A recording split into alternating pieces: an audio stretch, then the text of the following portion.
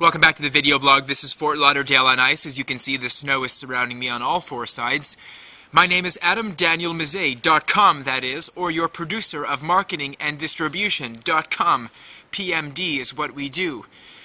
You know, I've been listening a lot to a lot of podcasts, of course, the radio show Film Courage at LA Talk Radio, David Brannon, Karen Warden's site, is one of the shows that I like to listen to every Sunday. Now, on that particular show, recently they hosted No Bull Script Advice.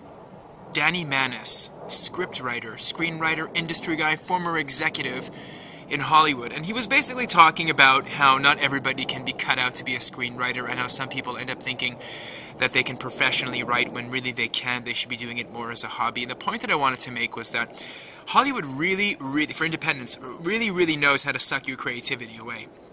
I mean, we know the legions of stories of people who had great stories or had aspirations to join the A-list of the film industry, the global film industry, the premium leagues, you know, Hollywood, and people that basically got very disillusioned very quickly with the business of what the movie-making business is all about.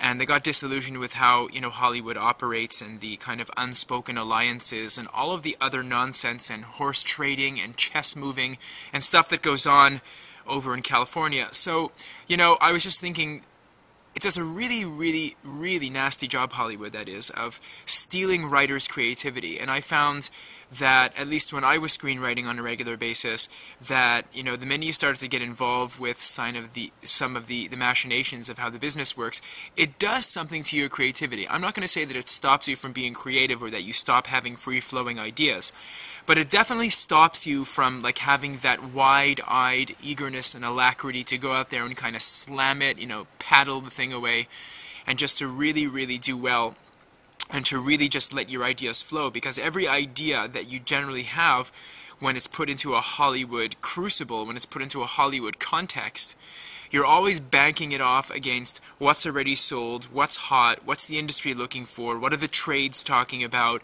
you know, what's something that actually has an audience share, what are people going to pay to watch, who's going to pay to make that thing. Yeah, it's a good screenplay, mechanically or technically, you're a great screenwriter, like bravo, good to you that you actually have that skill.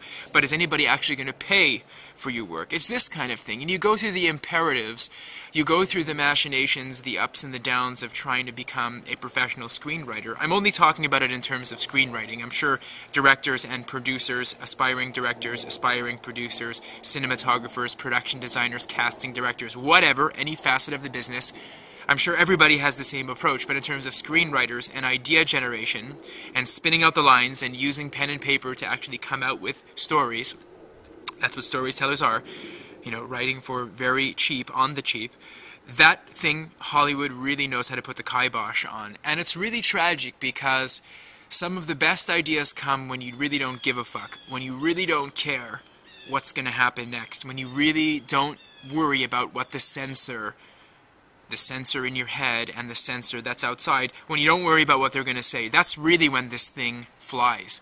And I found that some of my best ideas came in that scenario, not in the scenario where I went to Hollywood and had to actually, you know, compare it and line it up side by side with the things that were already ongoing in Hollywood.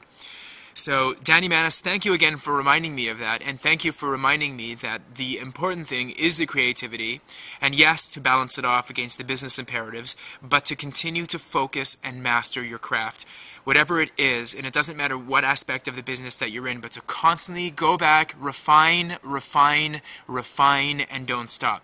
And always remember that the business aspect of Hollywood is a momentary phenomenon. The thing that remains salient, the thing that remains consistent throughout is your ability to get down and spin out the lines and to sit on that ass and to go and do it. So that's the thing I wanted to remind you, all of you amateurs, so-called amateurs and indies out there that are not yet professional. Just remember, don't let Hollywood get you down. I mean, really don't. It's democratization of filmmaking. Welcome to the new 2011. This ain't your grandfather's 2011. Wishing you, from Fort Lauderdale on ice, because it looks like Fort Lauderdale and it's on ice. Simple, right? Toronto. Wishing you the best of things.